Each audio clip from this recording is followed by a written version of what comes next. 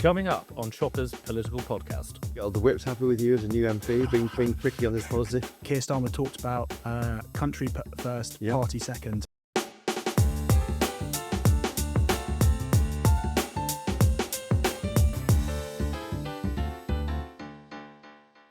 Welcome back to Chopper's Political Podcast, where I bring you the best guest gossip and stories from our studios at GB News here in the heart of Westminster. The international landscape has been quite turbulent, to say the least, over the past week, and we saw the astonishing scenes from President Donald Trump and President Zelensky just last Friday. Your country is in big trouble. Can I Wait answer? a minute. No. You've done a lot of talking. Your country is in big trouble. I know. You're not winning. I know. You're not winning this.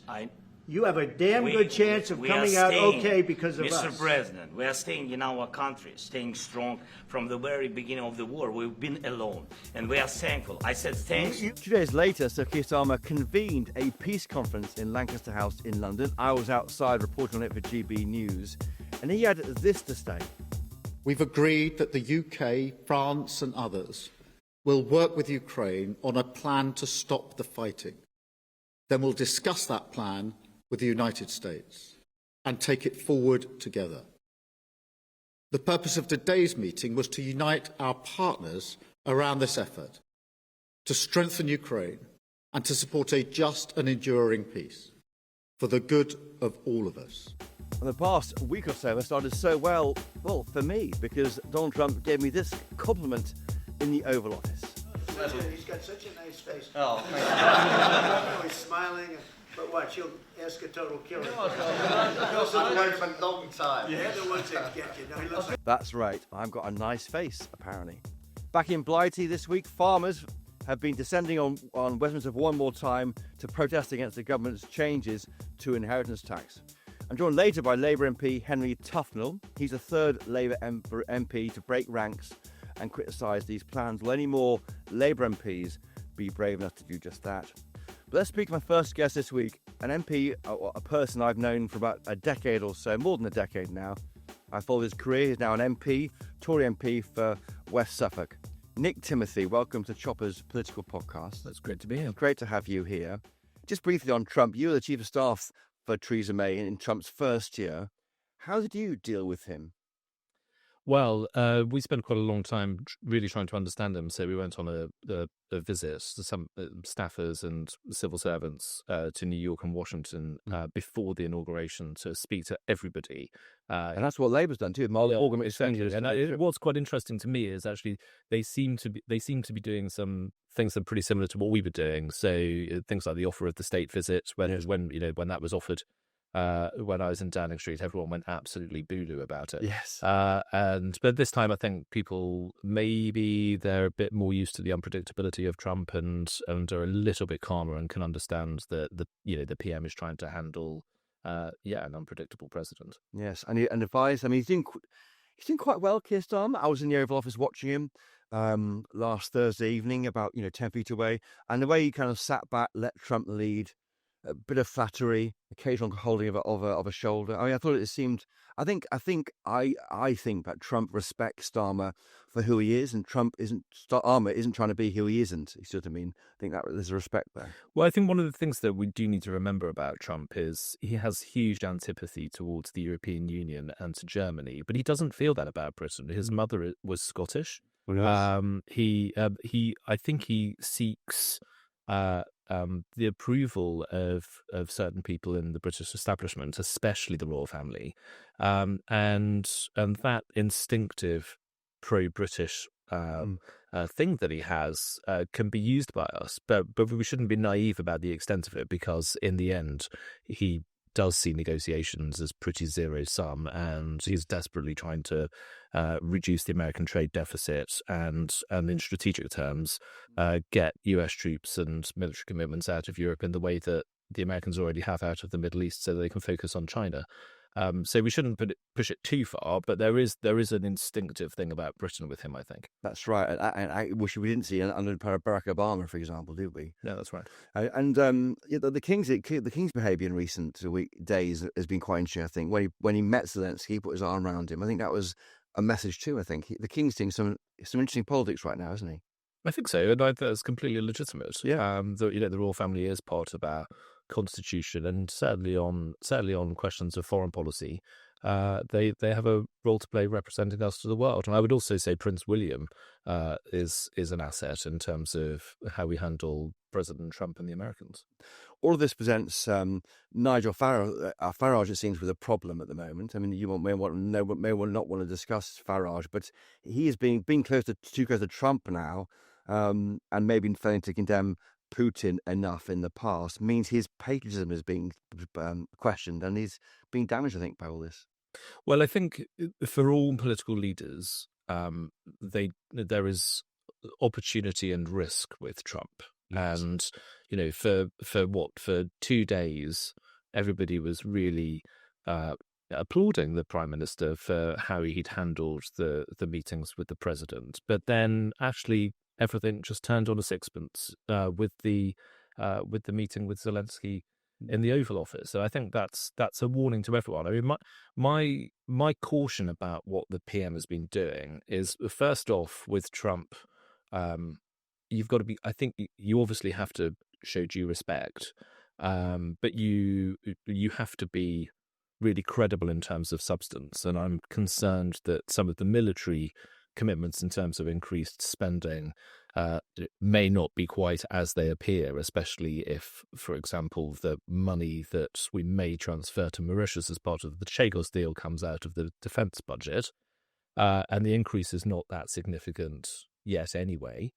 It's 2 years away. And it's 2 years away. That's exactly. $6 billion from the aid budget. Exactly. So that's one thing to be a bit reserved about, I think. The other is the position on Ukraine anyway. I mean, I think lots of British politicians have behaved as though we've had an independent Ukraine policy since the start of the war, and actually the truth is we don't.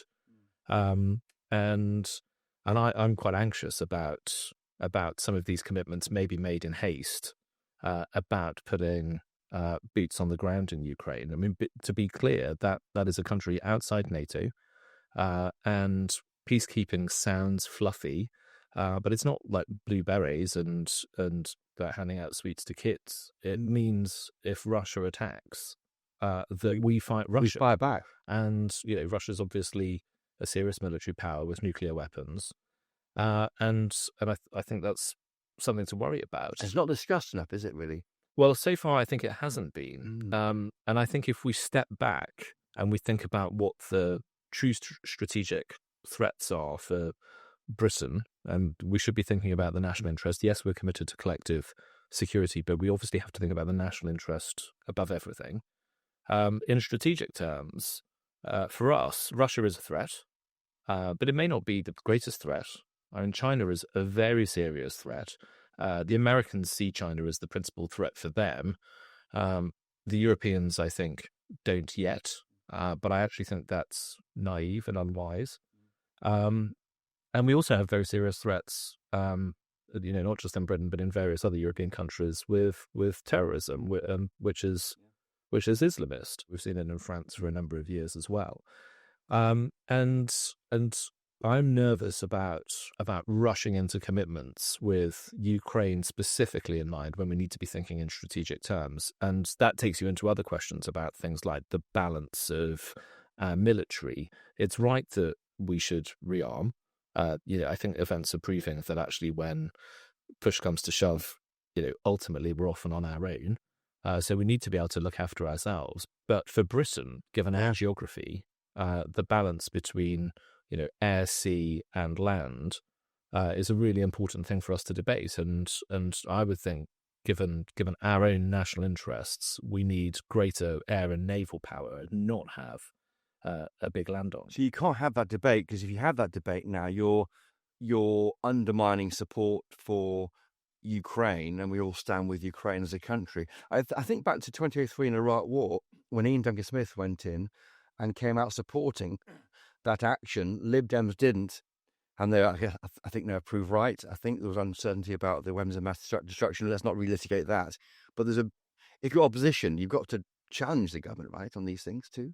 You can't just go all in on what they say because it's a national interest issue. Well, I think the right thing for the opposition in a situation like this is to think about what is right in the national interest, and obviously the values that that we have and the judgments that we have may sometimes differ from the government. So you don't have to follow everything that they do in these situations. And it's to ask serious, detailed questions about what these commitments mean and what that means for the future. A lot of our viewers at GB News are saying that to us. We've seen that in the feed. 12 billion spent in 3 years on the war. I asked a senior aide to Keir Starmer last week, what's in it for us? He's getting back some rare earth materials for his tech companies.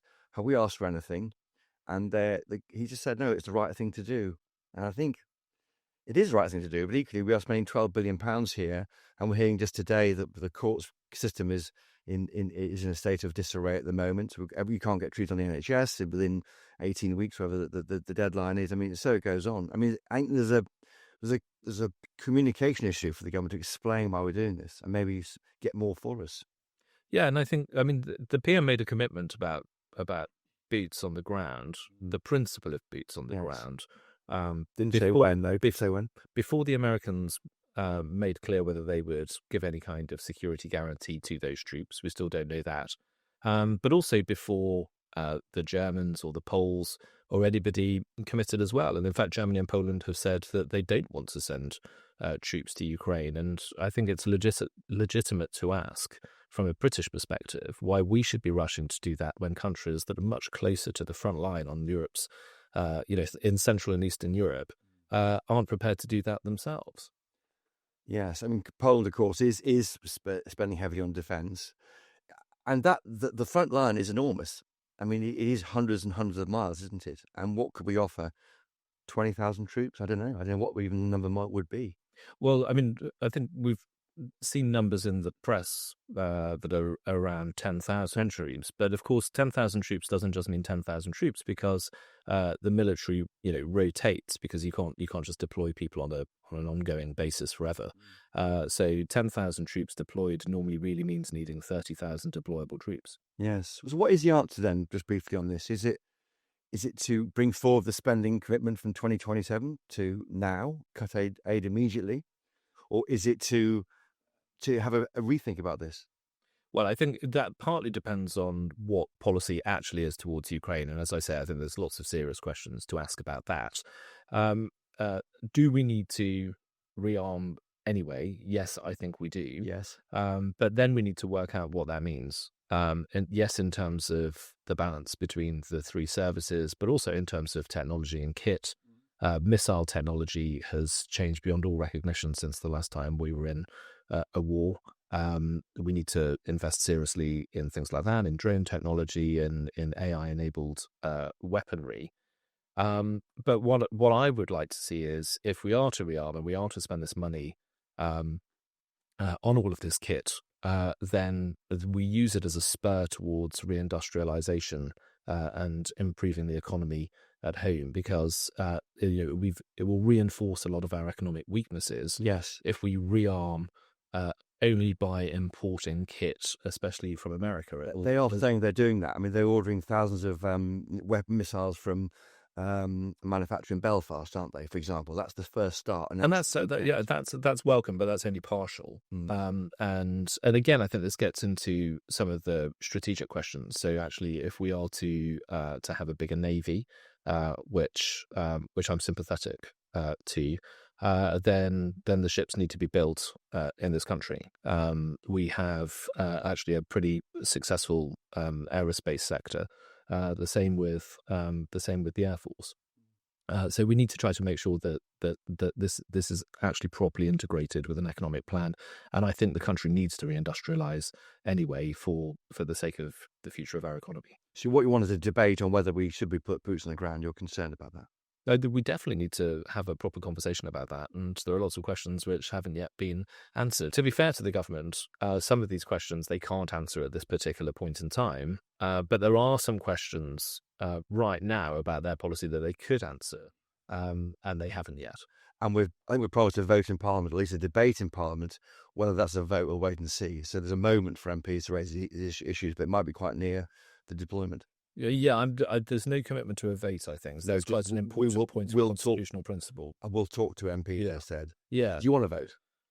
I actually think it's quite important that military deployments are not decided by Parliament and are decided by the government. It's a crown power, and I think that would hamstring us as a country in the future. Obviously, Parliament is going to have a part to play in the debate about all of these questions. Just turning quickly to migration, you were an advisor to Theresa May during her 6 years as Home Secretary. You had a year in Number 10 as her Joint Chief of Staff. Why is net migration so hard to control? And do you take any responsibility for the fact it wasn't met in any of those 7 years of when you had a degree of power? Yeah, I mean, the Conservative Party needs to look the electorate in the eye and say, we're sorry. Now, when I worked in the Home Office for 5 of those 6 years, and for the first few years, we actually did reduce net migration. Then the reduction started to tail off, and the reason they started to tail off was that there was, frankly, a loss of political will in the cabinet. Now, I think reducing immigration to the lowest possible level is an imperative that should come before any other, even the economy. Well, because that's where the debate is. Because actually there are trade-offs in the short term on economic questions, but actually the levels of immigration that we've had are actually in the medium term destructive to our economic interests because they kill incentives to invest in better technologies, labour-saving technologies, and in our own people. And that's exactly what we should be doing. But we've got ourselves into a situation where huge parts of the economy and the government itself, through public services and structures of things like higher education, are now completely dependent on unsustainable levels of immigration. And that's completely unacceptable. And employers rely on it as well. They ship in cheaper overseas labour. Yeah, so to reduce immigration in the future, we are going to have to take action with things like limits on visas, which you can do fairly straightforwardly. But also we are going to need to reform welfare.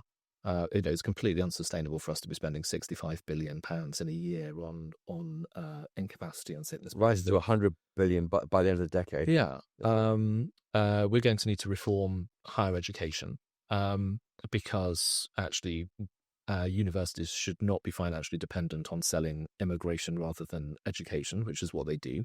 And we should be giving our own young people every opportunity to get the skills and knowledge they need to prosper as adults. And at the moment, for the kids who don't go to university, we offer very little. So there should be much more focus on technical and applied education as well. It's a radical perspective for... And well, the good thing is that actually we should want to do these things anyway for their own sake. Yes. It is criminal to be spending so much money on the welfare system. It's criminal to have such a loss of human potential among our own people. We should want to reform post-18 education for its own sake. But it also so happens that that those kinds of changes will also help us to reduce immigration, which we absolutely need to do. You're a big thinker. I mean, the manifesto you helped draft in 2017 attempted to tackle social care. It unravelled, didn't it, in the YT to that election campaign? But you were trying to do the right thing, right, and deal with this issue which has not yet been tackled by the government. Yeah, we tried, and let's not really talk that. And we got the politics of that wrong. But you're trying to do it, weren't you? There are lots of really big problems that the country faces that are only going to grow, and if we ignore them, then things are going to become unaffordable very quickly. And the failure to sort out social care is terrible in human terms. So we've all had members of our families suffer and not get the care that they need. We've all seen people lose the value in their homes to try to pay for their loved ones as they suffer with dementia or something. There's huge knock-on consequences for the NHS. And we're grappling with lots of these really big problems. And in the end, I think one of the problems with our politics is that our politics have been too small for the challenges that we face today and into the future. And there's huge questions about our kind of cultural identity and social coherence as a country when it comes to things like immigration and assimilation of migrants. And to be frank, part of the immigration debate in the future will also need to be about getting some people to leave the country. I'm not necessarily just talking about There's deportation. remigration, which far right talk about. So we've got this isn't a far right debate, but basically, if people come here on time limited visas and they're not contributing, then they should leave at the end of their visa. Like coming on a time limited visa should not give you the right to live here for the rest of your life. And lots of these migrants are net fiscally negative, and in the end are just adding to the huge debt pressures that the country faces. So did we deport a lot of people after the end of their visas? Yeah, well, so actually, lots of people actually comply at the end of their visa and leave, and we need to get much better at enforcing it when they don't. Illegal immigration and non-compliance are problems that need to be fixed.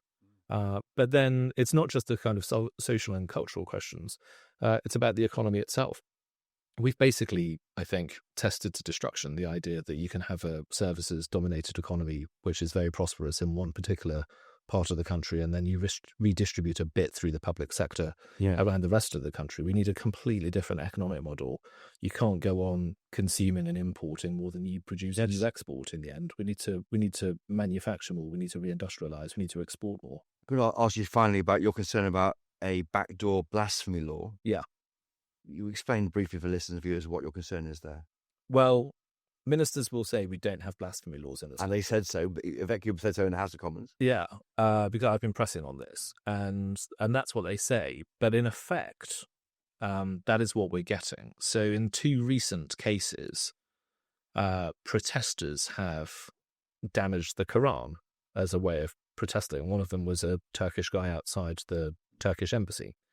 And he was then attacked by somebody who was offended by this, and he was charged with public order offence. He's the guy who damaged the Quran. The guy, yeah, I think they were both charged, but the guy who was damaging the Quran in his protest was charged with offences under the Public Order Act 1986, and it was said that these offences were religiously aggravated. Now, this obviously is a backdoor blasphemy law. Because the law is you can't if you damage religious texts, you can't be prosecuted. Is that right? Or you can't. Well, Parliament has never passed a law saying that if you damage a religious text, that's a criminal act and you should be punished in a particular way. It's never done that. In fact, it repealed blasphemy laws years and years ago. But the way the Public Order Act is now being used by the police, prosecutors, and the courts means that is what's happening now. So the logic is that if you do this particular thing, regardless of your intent, the courts and the police are trying to anticipate the reaction of other people who may be offended, and their offence will cause them to do things that cause some kind of public disorder, and instead of saying that the response to that is the problem, the intolerance of the people who respond to the protest, that in effect the law is now saying that the problem rests with the person at the start of the story who chose to damage a religious text. Who may be trying to incite. We don't know why they're doing it. They may be, but that was certainly never what the Public Order Act was supposed to do in 1986. And so I think there's a case for saying that the Public Order Act should be amended so that we're absolutely clear that we don't have blasphemy laws in this country. Ministers say that they don't want them, but in effect that's what's happening. So they need to act to stop that. And just very finally, you voted for Brexit. I did. How's it going? Well, I think the truth is that actually, as matters of policy, the government hasn't made the most of Brexit. Not this government, not the Conservative governments before it. And I think immigration is the classic example of that. It is a disgrace what's happened to immigration policy once we regained full control of our borders. When we left, but rightly, and ministers are being blamed for that because it's in their power. Exactly. I mean, there's the accountability that being a proper democracy brings, but actually, even regardless of that, Brexit has left us in a reasonable place. I think. Trump at the moment is talking about imposing huge tariffs on European goods because he's concerned about the way the Germans, in particular, have basically suppressed production costs. So he thinks that's unfair trade. And we're not in the customs union, so we are not affected by what he wants to do to the Europeans. And it gives us the freedom to talk to the Americans sensibly about how they may treat us. And we obviously also saw what happened with the vaccines during the pandemic. But, Brexit gives us the opportunity to be light on our feet and to do things in our own interests. And hopefully governments will realise that there's an opportunity in that and policy will follow. I'm not trying to unwind it. Yeah, absolutely. Wait and see. Well, Nick Timothy, it's been fascinating to talk to you. One of the most interesting of the new intake elected last July in Parliament. And do come on again. I hope we'll see you more on GB News in future weeks. Nick Timothy there, the Tory MP for West Suffolk. Thank you. Now, my next guest is Henry Tufnell, newly elected Labour MP for Mid and South Pembrokeshire. Henry, welcome to Chopper's Political Podcast. Thanks for having me. This week you spoke out in favour of small family farms and their concerns about inheritance tax changes. You call for an improvement in the policy. Yeah. And you said the UK government should bring the farming sector with them. Well, that isn't happening because, we saw on the streets of London this week with another protest by farmers. Why are you speaking out now? Because I accept that there's been a breakdown in trust and confidence between the industry and government. And I've been speaking regularly with my constituents in Pembrokeshire, going to small family farms in Pembrokeshire. There are lots of them. And there are lots of them, yeah. And I've got concerns around the valuation point and then also about this amnesty in terms of that older generation that have been encouraged by this policy to die in their boots and now in a very, very difficult situation, those farmers in their 70s and 80s. So I've got these two concerns that I've come out publicly and spoken about and asked for an improvement, because the other point that's sort of underlying all this is that I think that farmers and rural communities are so critical to the government's agenda around economic growth and also the environmental targets that we have. And to have this chasm between the two is not helpful for anyone. If you take it back to where it started, they're trying to stop millionaires buying land to avoid inheritance tax. That is understood, isn't it? Yeah. The problem is they're capturing lots of farmers who have lots of capital expenditure but not a lot of income. So they've got to sell machinery probably to pay these bills.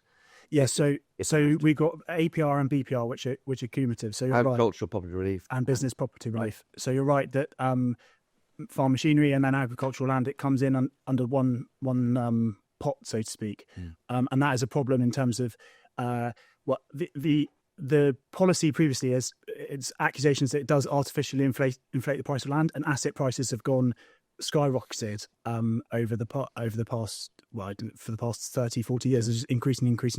And the profitability has stayed the same. So the return on capital is about 0.5%.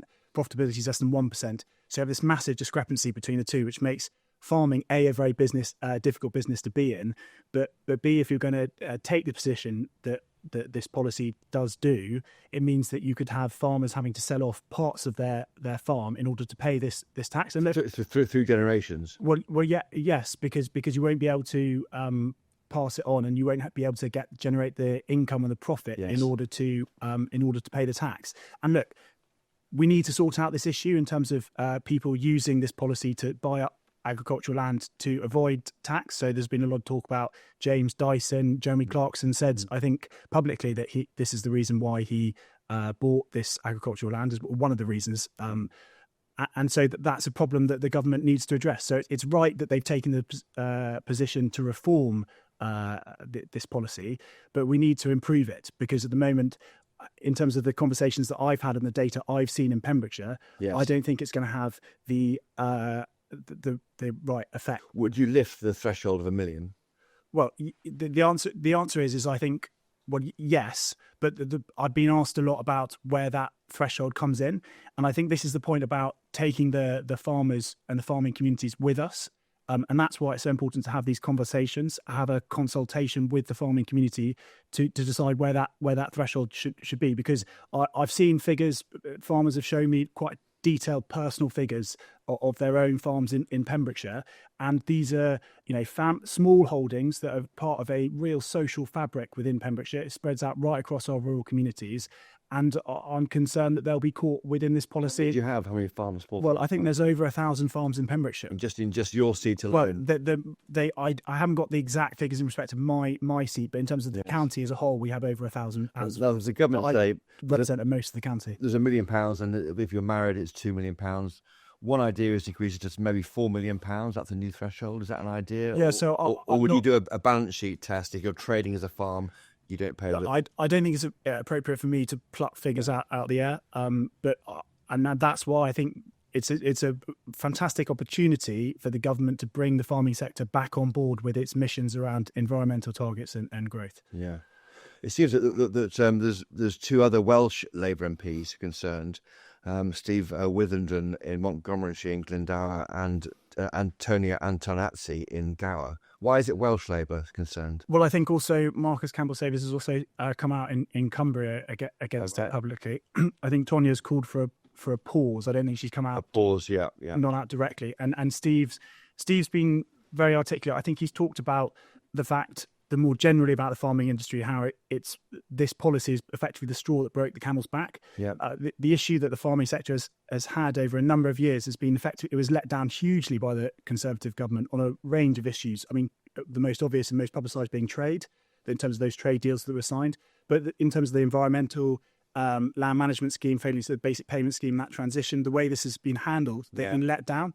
And so it's a fantastic opportunity for Labour, who've won a huge amount of rural seats, to come in and reset that relationship. Yes. And it's just it's a shame that we have, a policy that needs to be reformed because of the... well, clearly there's avoidance happening. That's serious, and that's why the HMRC must try and cut down. And let's also not forget as well the fiscal inheritance that the government's, in terms of trying to meet that fiscal black hole. Look, there is a need to raise money, but the point is, in order to preserve these rural communities, in order to hit economic growth and our environmental targets, we need to be clever and very precise about the way in which we reform this policy. Yeah, so less of a blunt instrument, more of a surgical precision. Well, exactly. Yeah. There's 3.5 of Labour MPs: Marcus Campbell-Savers, Steve Withenden, yourself. Tonya wants to pause it. Are you alone, or are there others too? No, I'm not alone. So how many are there who are concerned? I'm not going to just ballpark. I'm not going to give you figures. Is it dozens? I'm not going to be pulled into that.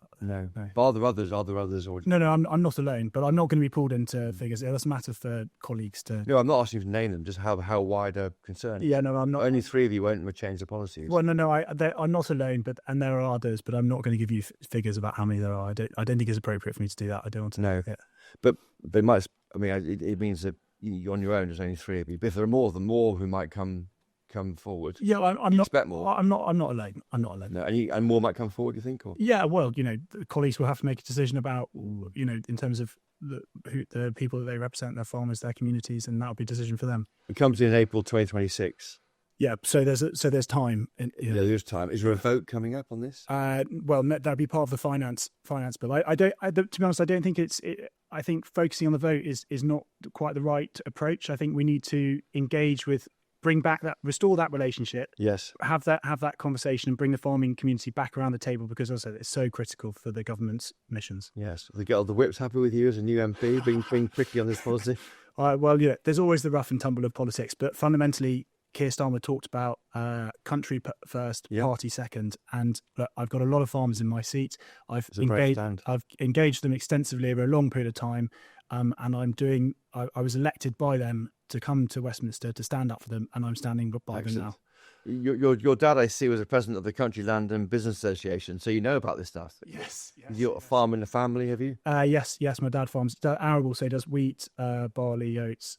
He's also on the board of Natural England as well, so he's quite involved within the broader industry. My background is quite unusual in terms of being a Labour MP. So in terms of friends and family, we haven't always shared eye to eye in terms of politically. But I've got lots of friends and friendships that last longer than everything, and good strong friendships. So is there a big IHG bill for your family at some point? Look, we need to pay more tax, right? People need to pay more tax. Public services are crumbling, so it's right that people pay tax. It's right that my family will be part of sharing that burden that the country needs to share and to hold that for all of our sakes, because we need to improve public services, we need to improve our crumbly schools, and there has to be strong political leadership on that.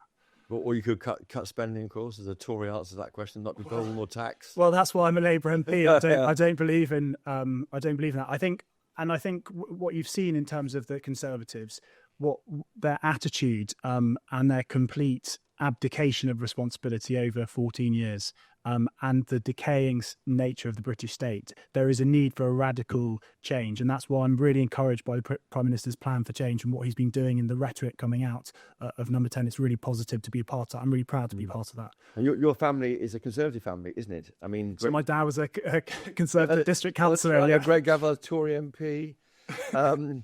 When did you come out as a Labour person? Was it dramatic in the family? Well, look, I think all of this stuff is an evolution, right? You know, you have conversations in your family, and and I've worked as a barrister. Right? I worked as a barrister. I did employment, Clin Neg, and a bit of public law as well. And I worked for a small grassroots trade union, helping cleaners campaign for better pay and working conditions. Yeah. So that kind of focus on social justice has been really important to me. And you know, you see things, the injustices in those those two professions, and that sort of motivates you to think that, you know, we can be better as a country, we should be better as a country, and I want to be part of that change, and I want to be part of the Labour movement in trying to achieve that change. And the big change is coming up with Angela Rayner's employment rights legislation. Are you across that detail? Yeah, it's fun. It's really fantastic. And look, working within the union, you saw this on a day-to-day basis. You know, 0 hours contracts, foreign rehire. You know, all these really difficult processes in terms of getting access to justice for people who are, you know, paid minimum wage, statutory sick pay, minimum pension contribution, and employers exploiting this situation. And so to be part of the Labour government bringing in this radical new legislation, which is pro-worker and pro-business, is fantastic. Do you worry it mimight make people less inclined to hire people? No, I don't think so. I think I've seen other countries. No, I think a lot of this is scaremongering. I mean, fundamentally, the proliferation in the gig economy and the impact that's had on working people. You know, this piece of legislation will allow people to have more money in their pockets, will be better for business, because you create a stronger relationship between employer and employee, and it's resetting that power dynamic between the two. And I think that's a positive thing. Where do you want to go in your career, starting out in your career in Parliament? Well, at the moment, I'm not doing very well. Government's about. Well, no, you want to help them. I want to find a solution. I want to stand up for my constituents who are facing real concerns, and that's what this is all about. Country first, party second. Well, Henry Tufnel, thank you for joining us today on Chopper's Political Podcast. Great to have you on. And thank you to Nick Timothy too, our guest earlier. Thanks for listening this week, wherever you are. I tweet at Christopher Hope on X. Email me, chopper@gbnews.uk. Are you on Twitter, Henry? I'm on Twitter. What's your Twitter handle? It's Henry Tufnel. Henry Tufnel. Yeah, very straightforward. You can follow him there. If you enjoyed this show, please tell your friends. If you really enjoyed it, as Henry has, please leave a 5-star rating and review on Apple Podcasts and Spotify to help other people find this show. Thanks to the great team of GB News colleagues behind the podcast, Mick Booker and Jeff Marsh, they're the bosses, and Rebecca Nunes and George McMillan, they're the worker bees in the studio with me here. And most importantly of all, thank you too for listening. If you want more Chopper in your life, Henry does after this, and he doesn't, catch me during the week on GB News on a midday on Wednesdays, when I bring you the best analysis of PMQs as it happens. Keep up to date with our best reporting of politics on our website, gbnews.com. Until next time, from me and Henry, cheerio!